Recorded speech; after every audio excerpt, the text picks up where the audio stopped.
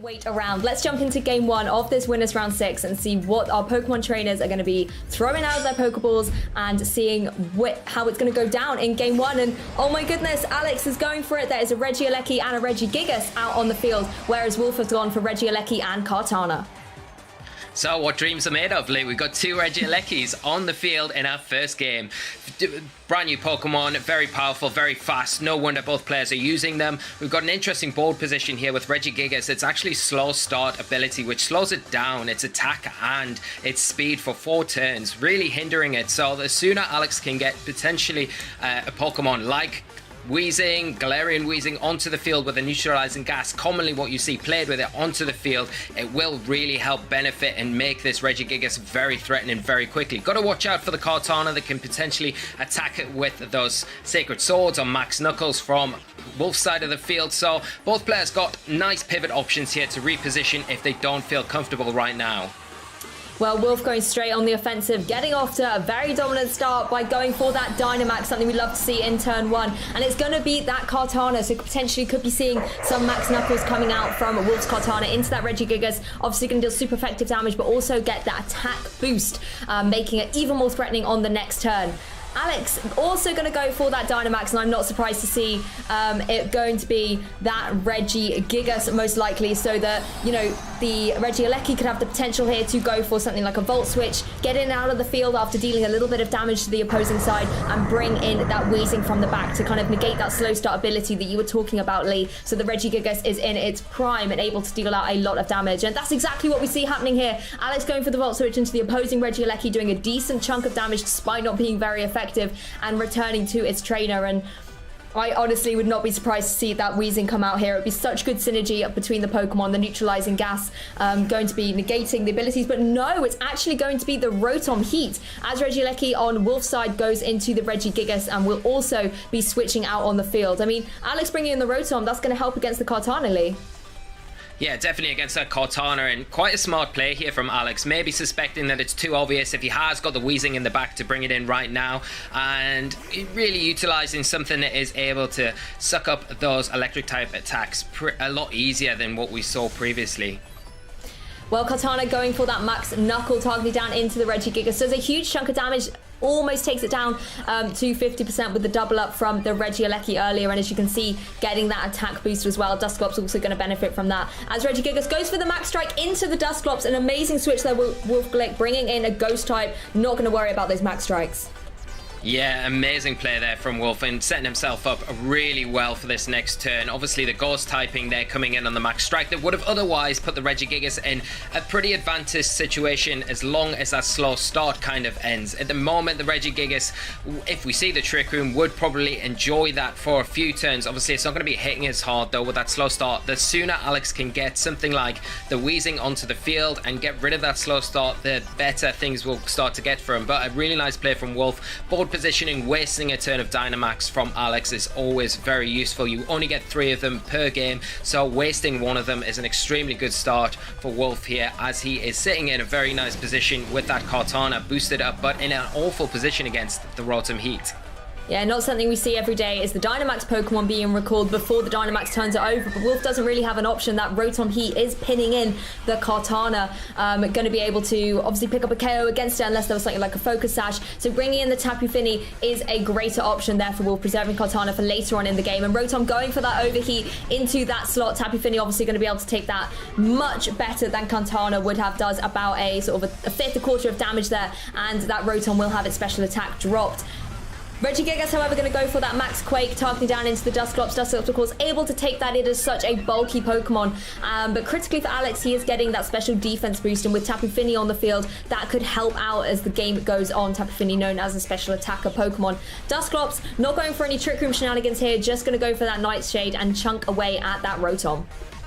Yeah, it's a really nice switch there from Wolfe. You may think because he's Dynamax, he's Kartana, he doesn't want to waste those turns, wants to make the most of them. But I think Alex did very well in putting pressure onto the board with the Rotom Heat, which meant that really Wolfe had to make a decision. Does he want to let the Kartana go down, maybe take out the Regigigas in the process, but is that trade really worth it? And potentially a Max Guard there could have really cost him. So I like the play there. The Rotom obviously getting a bit weakened through that overheat, but again, we are seeing it leave the field for that Wheezing that's finally hitting the field here for Alex. Yeah, as Wheezing joins the field, so does Regieleki on Wolf's side as Regigigas goes for that max strike.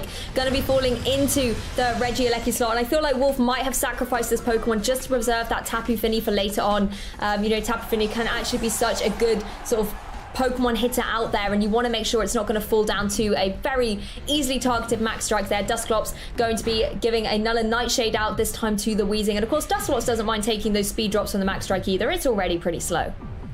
Yeah, and nice KO there from Alex, really picking up the opportunity to get something and get a target off with this Regigigas. The slow start isn't an issue anymore with that Wheezing out in the field. We've seen the neutralizing gas activate, so that is a very good positive for the Regigigas. But the Kartana coming back in for Wolf now is putting that Regigigas under a lot of pressure. You saw the max strike go off the last turn, but unfortunately Kartana was in the back and not affected by that speed drop, and we've also... Dusclops is such a slow Pokemon anyway, it doesn't really be affected by any sort of speed drops at all. It's always going to be most likely the slowest Pokemon in the field. So Regigigas in an awkward position here. We'll see what Alex does. He may want to adjust and get that Rotom Heat back onto the field to start pressuring that Kartana again. Kartana going for the Sacred Sword, actually going to target down into that Wheezing, despite not being very effective, as Regigigas able to go for that high horsepower. Kartana able to take it, but it still does a huge chunk of damage thanks to the Life Orb boost on that Regigigas. Wheezing actually going to follow up with a Taunt here into that Dusclops, maybe predicting Dusclops to go for some of the more tricksy moves it likes to go for, something like a Trick Room potentially, or even something like an Aloe Switch or Will-O-Wisp, but instead just going to be sticking down for that Nightshade. Yeah, and the Dusclops here is pretty free at the moment. I think Alex has done well to shut it down from potentially getting something like a Trick Room up, but really it's sitting on the field being able to just throw out these Nightshades. Now Regigigas, yes, is immune to this because of its normal typing, but at the same time you really want to try and prioritize the Dusclops because it is just getting a lot of consistent damage off every turn. Well, Tapu Fini going to rejoin the field for Wolf, and Wheezing does go for that Protect. Just wants to make sure it stays on the field so that Regigigas can still benefit from having its slow start ability removed. Regigigas, however, is going to fall victim to the Sacred Sword, but one of the other benefits of the neutralizing gas for Alex means that the Beast boosting ability on the Kartana isn't going to activate. It's not going to get an attack boost, potentially. I mean, we don't know which stat it would be, but most likely attack there on the Kartana, Lee. Yeah, you would imagine it'd be the attack stat, which you see on most Kartanas here, and really nice effect there with the neutralizing gas. One of the biggest issues playing something like an Ultra Beast like this Kartana is once they start getting their Beast Boost, picking up knockouts, then they start this momentum shift, and it starts to get very difficult to kind of prevent them from taking over the game. But by having the Weezing out on the field, you neutralize that, and it's a very nice way of kind of playing alongside the Regigigas as well, taking away the slow start, but you also affect your opponent's maybe big kind of abilities that they rely on quite heavily here. Now the Tapu Fini coming onto the field to partner that Kartana, Regieleki coming in for Alex. Now Regieleki in a good position to really pick up a knockout onto the Kartana potentially, or get some big damage into that Tapu Fini. Well, lots of switches and chopping and changing going on in this game one. Alex going to switch out and bring in the Rotom to apply pressure once again to that Kartana, whereas Wolf is going to be bringing the Dusclops back into the action, activating its pressure here. Regieleki going for that Thunderbolt, though. Super speedy Pokemon, able to deal a good chunk of damage to that opposing Dusclops, as Kartana follows up with a Leaf Blade, does huge damage to the Regieleki, but not enough to pick up a KO against it as the mist from Tapu Fini disappears. But of course, Tapu Fini is in the back. It can reset that a little bit later on.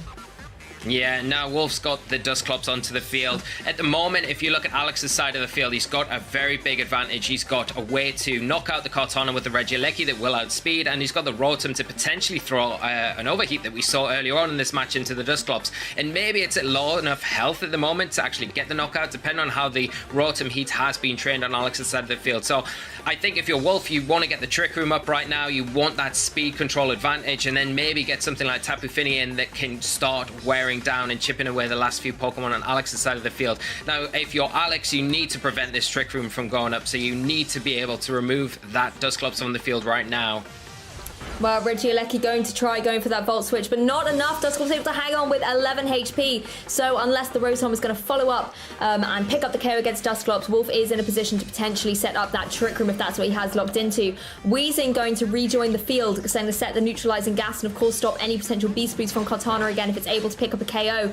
Goes into the Weezing that is just able to hang on as Rotom goes for that Thunderbolt. So targets down into the Dusclops. It is enough to pick up the KO, so Alex can kind of breathe a sigh of relief that he's got around this Trick Room. And of course, Weezing able to protect on the next turn, keep that neutralizing gas in effect. Yeah, and that's the key here for Alex, making sure that this Kartana cannot get any Beast Boosts if it does pick up the knockouts. I'm so surprised that the Weezing was actually able to take that attack from Kartana. The Kartana is a very powerful Pokemon, and the Weezing didn't have as much health, so being able to actually take that attack is credible to Alex's training here. Now, Wolfe in a difficult position once again, although he does have the speed advantage now with the Kartana that can get attacks off onto either opposing threat. The Rotom is going to be a bit of an issue. Obviously, it can attack into the Kartana, or it can choose to go after the Tapu Fini here. If you're Alex, you probably want to try and get rid of the Kartana as quick as possible. It's the biggest threat to you at the moment, I would say, just because of that speed advantage that it's giving. Well, Wolfe trying to get rid of one of his biggest threats with that Rotom. You know, it can deal super effective damage to both of Wolfe's Pokemon, but Kartana able to dodge right out of the way. Sludge Bomb going to go into Tapu Fini, takes it down to a chunk of damage, and actually gets the poison as well. Of course, the neutralizing gas stopped Tapu Fini from setting the Misty Terrain again. Rotom, however, is going to go down to the Water-type move from the Tapu Fini, so Kartana can breathe a little bit of a sigh of relief. It doesn't have to worry about taking those Fire-type moves again. I mean, what an amazing avoid from Kartana in that turn.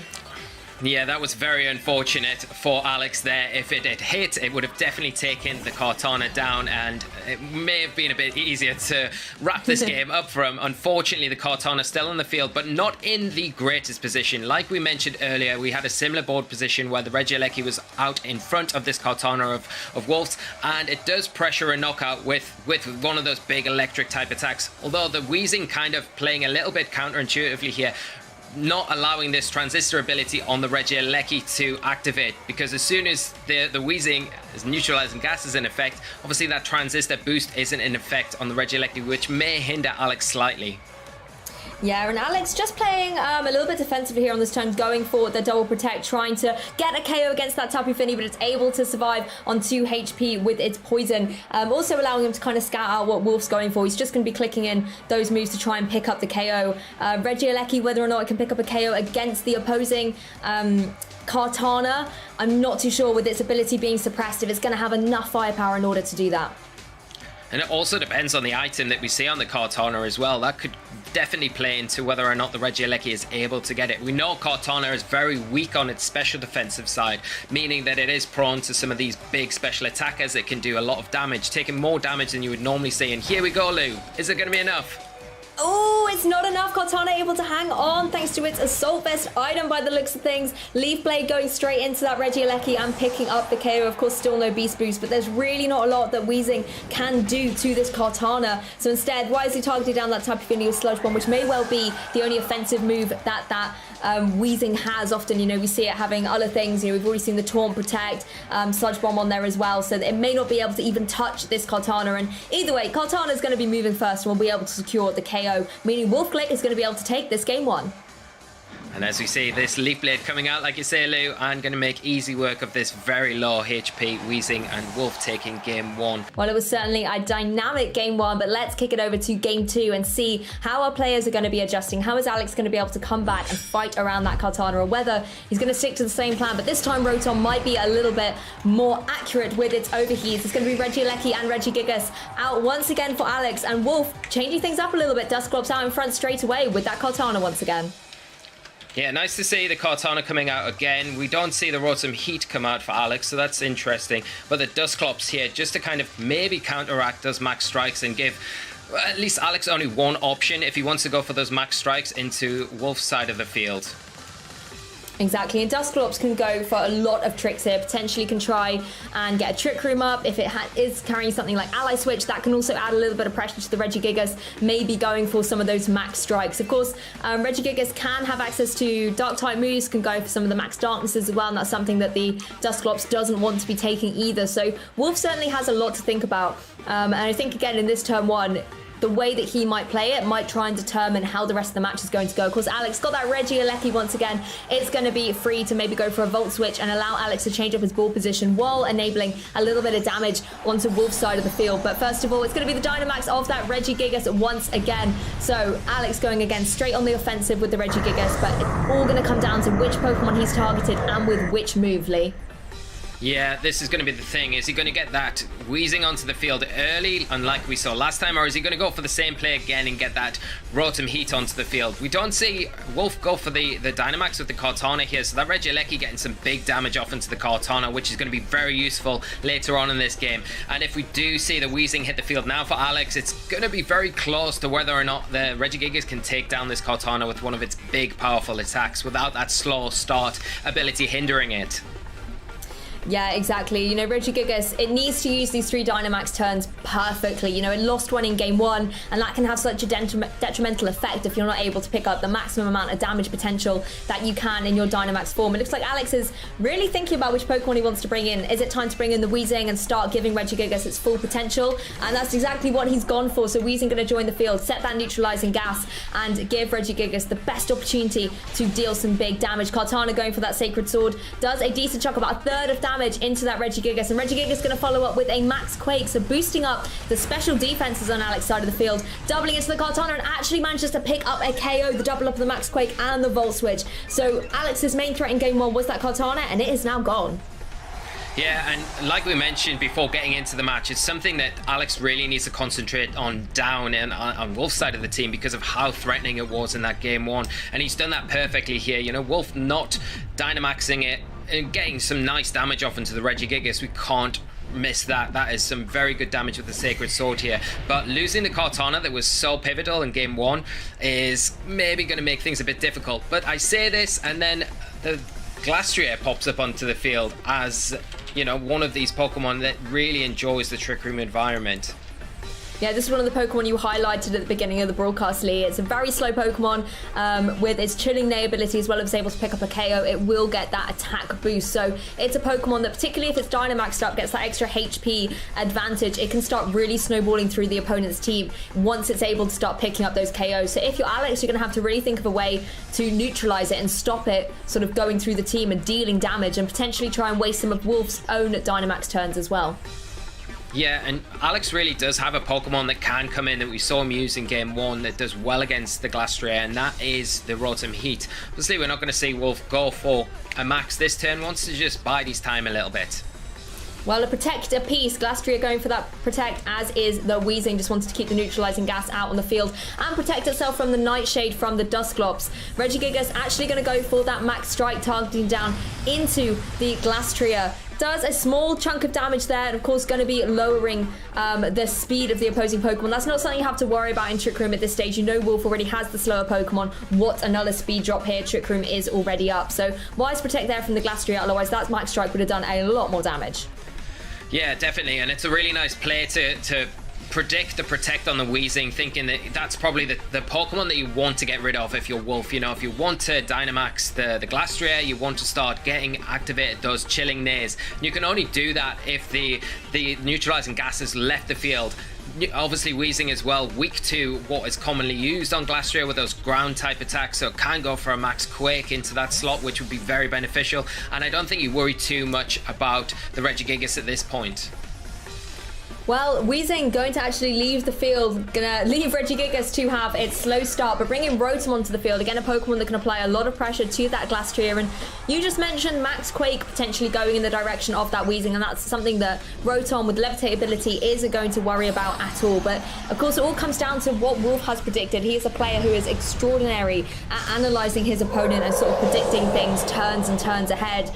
But for the moment, going to be Dynamaxing up that Glastrier, and it's definitely going to be a formidable threat as it's going into its Dynamax, as Alex's turns will be ending. Nightshade coming out from that Dusclops once again into the Rotom, going to deal a good chunk of damage as Glastrier follows up with a Max Hailstorm, targeting down into that Rotom that was previously Weezing and does a huge chunk of damage. I don't think it has KO, but it took it right down, and of course will set up the Hail as well, so that chip damage can come in so pivotal as these turns go on. And Rotom, yes, as you can see, able to survive and eating its berry as well, so going to regain a little bit of health thanks to the Citrus Berry. flurry as Regigigas follows up for that max strike. So again, not worrying about these speed drops, dealing some good damage to Glastria, but as it has Dynamaxed, it has that extra HP. It's going to be able to take these attacks so much better than it did previously.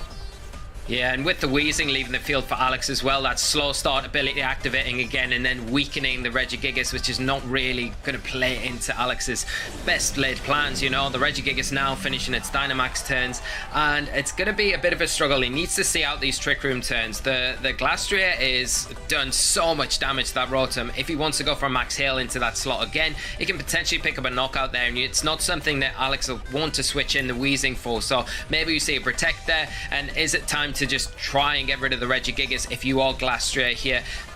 The Dusclops can't hit that Pokemon, so if you can remove that, then you know the Dusclops can sit here quite happily and just turn after turn churn out these Nightshades that we've seen do so much damage. And Rotom might even be in range for a Nightshade right now, so that's something that Alex also needs to consider. That's the thing, even if it's not in range of the Nightshade plus Hail could be enough to remove it from the field. So Wheezing is going to rejoin Rotom, just staying safe. Potentially needed for Alex when the Glastria is back to its normal size and can pick up a KO. The Regigigas, knowing it might be the target, going straight for this Protect, as Dusclops does indeed go for that Nightshade, targeting down into the Wheezing that's joined the field, does a little chunk of damage to it there. Of course, 50 HP will be removed as Glastria goes for that Max Quake, targeting down into the Regigigas. Does a little bit of damage through the Protect, but of course going to be getting up the special defense as well, and that's going to help out Wolf's side of the field when that Rotom is able to come back into the battle. Yeah, definitely helping, because the one thing, once this Trick Room does end, the Rotom does threaten the Glastria pretty heavily with those big fire type attacks that we've seen it use in previous games. So getting these special defense boosts is a nice way to kind of counteract that a little bit and just prolong Glastria's ability to stay on the field for as long as possible. Now that Regigigas is in an awkward position where it's just protected. Does Alex want to let it go down now? Maybe just soak up another turn of Trick Room. It might not be the bad idea, especially with the Regigigas and the Regieleki and the Rotom in the back. Of course, and you have to keep an eye on the Trick Room turns here as well. You know, they don't go on forever, so Wolf needs to make sure that he is making the most of each and every one. Going for another Max Quake here, targeting down into that Regigigas. It is enough to pick up a KO, and this is where the Wheezing really does play its part, because the Glastria does get another special defense boost, but normally its Chilling Neigh ability would be able to activate and it would get that attack boost as well, but the Wheezing able to stop that from going off just stops Wolf from getting that even stronger advantage. Yeah, and as we see, the Trick Room turns do end now, so the speed advantage is going to be back on Alex's side of the field. He did manage to get a couple of max strikes off into the Glastria and Dusclops. Not that really the speed tiers would really matter too much at this point, but he does have access to Taunt on his Wheezing that we saw from Game 1 that can shut down another potential Trick Room here. The Glastria now, not in its Dynamax forms, is very threatened by this Rotom, so probably forced to protect here. So whether or not, again, you want to see maybe a double up from the Wheezing Rotom here into the Dusclops, maybe a Taunt, maybe a Thunderbolt might be a nice option from Alex to try and prevent this Trick Room, because again, if another Trick Room goes up, it might be a bit too difficult to kind of come back to in this match. Yeah, that's the thing. If you're Alex, you don't want to get that Trick Room back up, as well as you've sort of lowered the speed even further of this Pokemon. It's just going to be a perfect environment for them. Rotom, however, just going to go for a Protect here, as Wheezing does indeed go for that Taunt, so locking down the potential for Trick Room from this Dusclops, and it just allows Rotom another turn to maybe scout out a potential Protect from that Glastria as well. Wheezing, however, is going to fall victim to the high horsepower, so Alex will be down to his last two remaining Pokemon, and the pressure, of course, coming up from the Dusclops here, and Glastria's Chilling Neigh is now going to be able to activate. Such a kind of vengeful moment for the Glastria. You know, it didn't get its Chilling Neigh boost previously, now it gets it again while picking up the KO against the Pokemon that stopped it from happening. Yeah, nice play there from Wolf. You see, you expected the Taunt there, and I think if you're Alex, you're kind of forced into going for that Taunt to stop the Trick Room. It really, if the Trick Room goes up, that is going to be maybe the end of this game and make it very difficult either way. But maybe expecting the Glastria to protect there, it was a nice play to get rid of the Wheezing. Once that's removed, like you say, getting access to that Chilling Neigh ability now puts Glastria in a really good position. It's got an attack boost, it's going to hit a lot harder, but can Wolf manage to manipulate the board on his side to get that Dusclops back onto the field to get the Trick Room up again? Glastrier going to protect on this turn, though. Doesn't want to take any damage from that opposing Rotom as Regieleki goes for the Thunderbolt. Does a decent chunk there to the Dusclops as Rotom goes for the overheat into the protect. Now, is Dusclops going to be in a position to pick up a KO against this Rotom? Goes for the Nightshade. It is enough to pick up a KO, meaning that Glastrier is now sitting much safer than it was the previous turn, with the hail ending as well. So no more chip going about on the field. But I wonder if Alex and this Regieleki, you know how much I love this Pokemon, but I don't know if it is enough to go through all of Wolfe's team at this stage.